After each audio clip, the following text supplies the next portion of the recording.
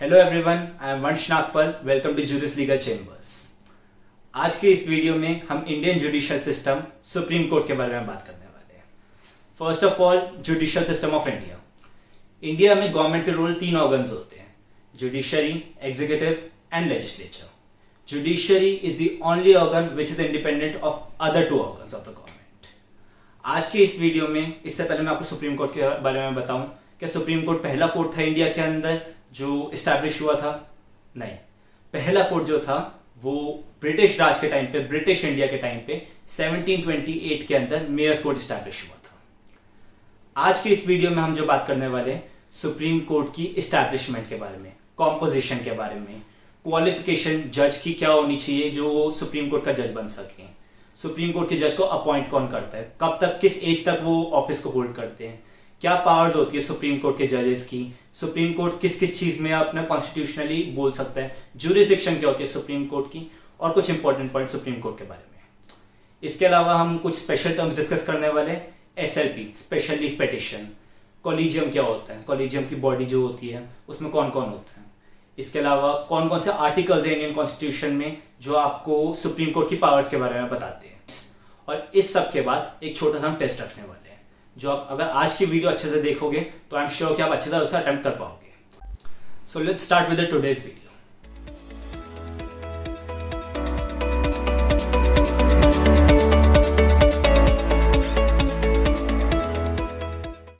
सबसे पहले हम लोग पढ़ने वाले एस्टैब्लिशमेंट के बारे में। एस्टैब्लिशमेंट कब हुई थी सुप्रीम कोर्ट की? 26 जनवरी 1950, जिस दिन हमारा संविधान लिखा गया था, कॉन्स्टिट्यूशन की ड्राफ्टिंग हुई थी, उसी दिन सुप्रीम कोर्ट एस्टैब्लिश हुआ था।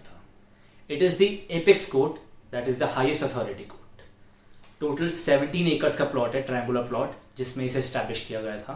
And it is designed in an Indo-British style by the chief architect Ganesh Bhikaji Deoladekar. Secondly, हम सुप्रीम कोर्ट के कॉम्पोजिशन के बारे में बात करने वाले हैं। टोटल कितने जजेस बैठ सकते हैं सुप्रीम कोर्ट के अंदर, मैक्सिमम स्ट्रेंथ कितनी हो सकती है। जब 1950 में सुप्रीम कोर्ट एस्टैब्लिश हुआ था उस टाइम पे कॉम्पोजिशन जो था 7+1 का था, दैट इज 7 जजेस और 1 चीफ जस्टिस ऑफ इंडिया वहां पे बैठ सकते थे, टोटल 8 जजेस। आज की डेट में ये नंबर जो है 34 है। अभी ये वीडियो मैं अप्रैल 2020 में बना रहा हूँ एंड अभी टोटल 33 जजेस और 1 Chief justice of India legally allowed है वहां पे जो बैठ सकते हैं। However this number has been increased in 2019 में एक बिल पास हुआ था जिसके अकॉर्डिंगली 31 से बढ़ के ये कैपेसिटी 34 हो गई थी। आज की डेट में टोटल 33 जजेस प्रेजेंटली बैठे हुए और 1 सीट वैकेंट है। ये नंबर जो है धीरे धीरे कभी भी पार्लियामेंट जब भी उन्हें लग रहा हो, नीड हो, उसे इंक्रीज कर सकते हैं बिल पास करके। थर्डली, हम क्वालिफिकेशन की बात करने वाले हैं। सुप्रीम कोर्ट का जज बनने के लिए क्या क्वालिफिकेशन जरूरी है? टोटल 3 क्वालिफिकेशन है। First of all, the person should be citizen of India, यानी वो भारतीय नागरिक होना चाहिए। Secondly, he should be either the जज of high court for 5 years in succession, या तो किसी हाई कोर्ट का 5 साल तक उसे लगातार जज बनना जरूरी है, और ही should B advocate of high court for 10 years in succession, या लगातार 10 साल तक किसी हाई कोर्ट में एडवोकेट बनना जरूरी है। Thirdly, he should be distinguished jurist in the opinion of the president. This is mentioned under clause 2 of article 124 of Constitution of India. Fourth, appointment of a Supreme Court judge. Basically Supreme Court के जज को appoint कौन करता है? Constitution में लिखा हुआ है President is the one who actually appoints the Supreme Court judge. But President को पता कैसे चलता है किस जज को अपॉइंट करना है? He takes the consultation from the collegium. Now what is collegium? Collegium is a body of 5 judges of Supreme Court. जिसके अंदर एक होता है chief justice of India and the other 4 are the senior most जजेस of supreme court. Collegium का काम होता है to transfer and appoint the जजेस of high court and supreme court. इसके लिए जो भी वो कंसल्टेशन होता है अपना प्रेसिडेंट को देते हैं एंड प्रेसिडेंट के एक्सेप्ट करने के बाद जजेस अपॉइंट या फिर ट्रांसफर होते हैं।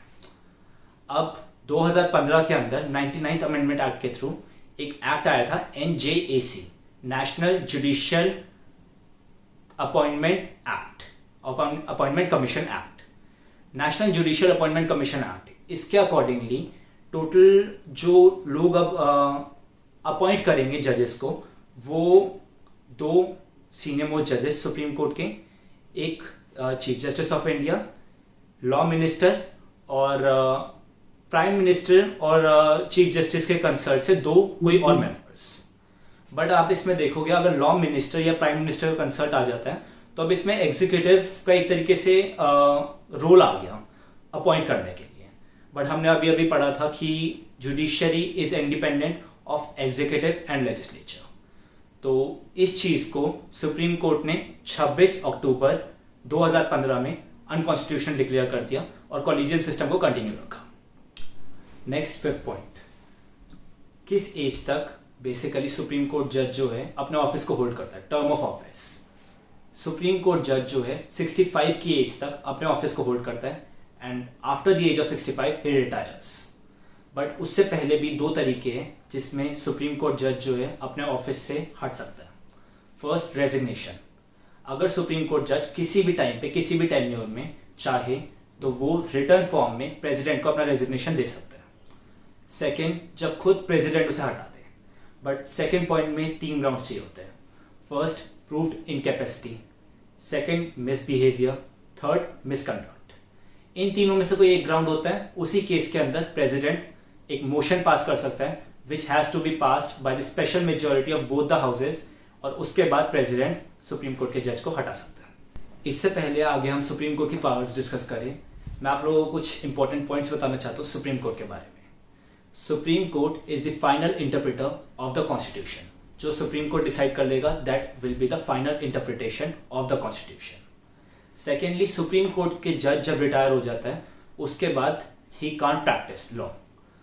इसका रीजन है, सुप्रीम कोर्ट का जज जब रिटायर होगा he retire either as the chief justice of India और the part of the collegium. तो डेफिनेटली उनका सुप्रीम कोर्ट के जजेस पे या हाई कोर्ट के जजेस पे या ओवरऑल इंडियन जुडिशरी पे एक इम्पैक्ट होगा। एंड इस रीजन से कि जुडिशरी के अंदर कोई भी उनसे इन्फ्लुएंस ना हो, they are not allowed to practice after their retirement. Third, आज की डेट में as of now April 2020 Justice Sharad Arvind Bobde is the chief justice of India and he is the 47th Chief justice of India. इनके बाद 24 अप्रैल 2020 से लेके 26 अगस्त 2022 तक justice NV. Ramana office को hold करेंगे, who will be the 48th chief justice of India. Next, powers of supreme court, jurisdiction of supreme court. किन किन cases में सुप्रीम कोर्ट बेसिकली कोई केस को ट्राई कर सकते हैं। टोटल 6 पावर्स है, 6 ज्यूरिसडिक्शन है। पहला, ओरिजिनल ज्यूरिसडिक्शन। किन केसेस में डायरेक्टली सुप्रीम कोर्ट के अंदर केस लगाए जा सकते हैं। टोटल 3 केसेस है इसके अंदर। First of all, when the dispute is among 2 or more states.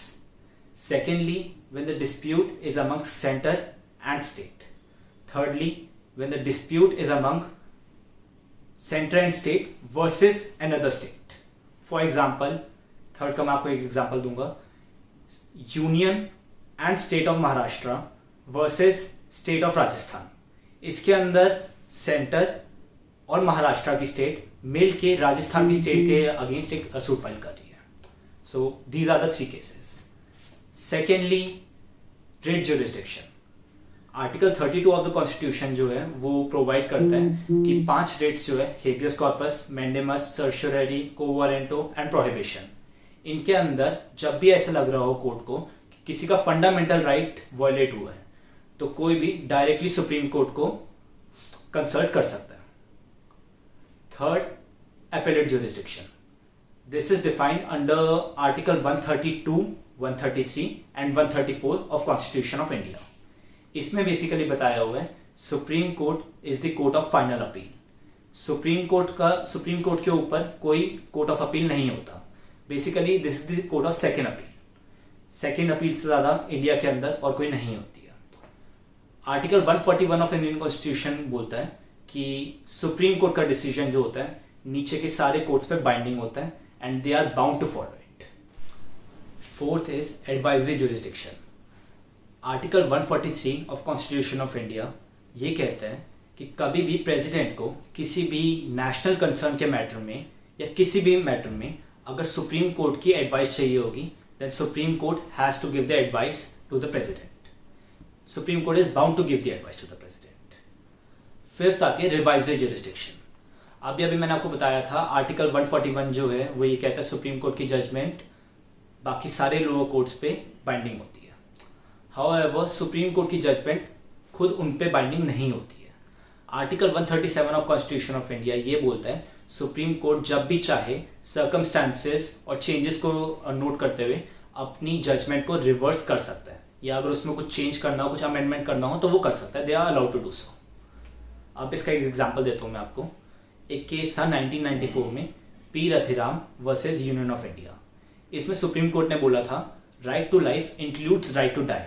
मतलब अगर कोई इंसान के पास अब राइट टू लाइफ है तो उसके पास राइट टू डाई भी है, और उन्हें आईपीसी में सेक्शन 309 में सुसाइड करने के लिए, अटेम्प्ट टू सुसाइड के लिए पनिश नहीं किया जा सकता.